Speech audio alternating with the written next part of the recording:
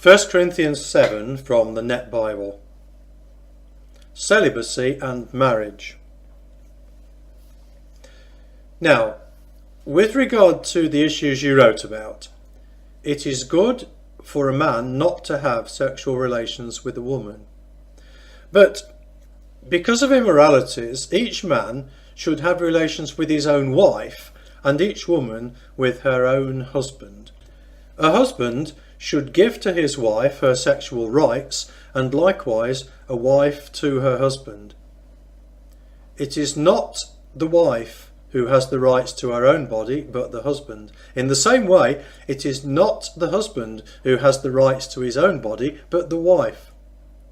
Do not deprive each other except by mutual agreement for a specified time, so that you may devote yourselves to prayer. Then resume your relationship, so that Satan may not tempt you because of your lack of self-control. I say this as a concession, not as a command. I wish that everyone was as I am, but each has his own gift from God, one this way, another that. To the unmarried and widows I say that it is best for them to remain as I am. But if they do not have self-control, let them get married, for it is better to marry than to burn with sexual desire. To the married, I give this command, not I, but the Lord. A wife should not divorce a husband, but if she does, let her remain unmarried or be reconciled to her husband. And a husband should not divorce his wife. To the rest I say, I, not the Lord. If a brother has a wife who is not a believer, and she is happy to live with him, he should not divorce her. And if a woman has a husband who is not a believer, and he is happy to live with her, she should not divorce him. For the unbelieving husband is sanctified because of the wife, and the unbelieving wife because of her husband. Otherwise your children are unclean, but now they are holy. But if the unbeliever wants a divorce, let it take place. In these circumstances, the brother or sister is not bound. God has called you in peace. For how do you know, wife, whether you will bring your husband to salvation? Or how do you know, husband, whether you will bring your wife to salvation? The circumstances of your calling. Nevertheless, as the Lord has assigned to each one, as God has called each person, so must he live. I give this sort of direction in all the churches. Was anyone called after he had been circumcised, he should not try to undo his circumcision.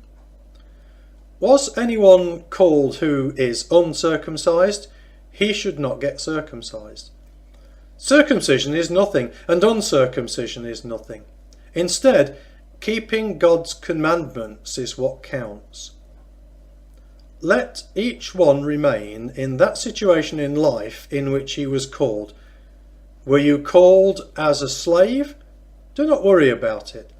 But if indeed you are able to be free, make the most of the opportunity. For the one who was called in the Lord as a slave is the Lord's freedman. In the same way, the one who was called as a free person is Christ's slave. You were bought with a price. Do not become slaves of men. In whatever situation someone was called, brothers and sisters, let him remain in it with God. Remaining unmarried. With regard to the question about people who have never married, I have no command from the Lord, but I give my opinion as one shown mercy by the Lord to be trustworthy. Because of the impending crisis, I think it best for you to remain as you are. The one bound to a wife should not seek divorce. The one released from a wife should not seek marriage. But if you marry, you have not sinned. And if a virgin marries, she has not sinned. But those who marry will face difficult circumstances, and I am trying to spare you such problems. And I say this, brothers and sisters, the time is short. So then, those who have wives should be as those who have none, those with tears like those not weeping, those who rejoice like those not rejoicing, those who buy like those without possessions, those who use the world as though they were not using it to the full. For the present shape of this world is passing away. And I want you to be free from concern. An unmarried man is concerned about the things of the Lord, how to please the Lord.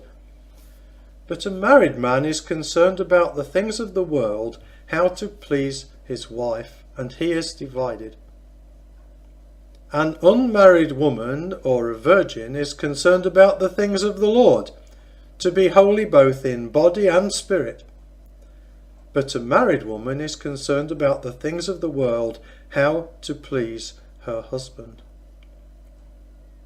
I'm saying this for your benefit, not to place a limitation on you, but so that without distraction you may give notable and constant service to the Lord.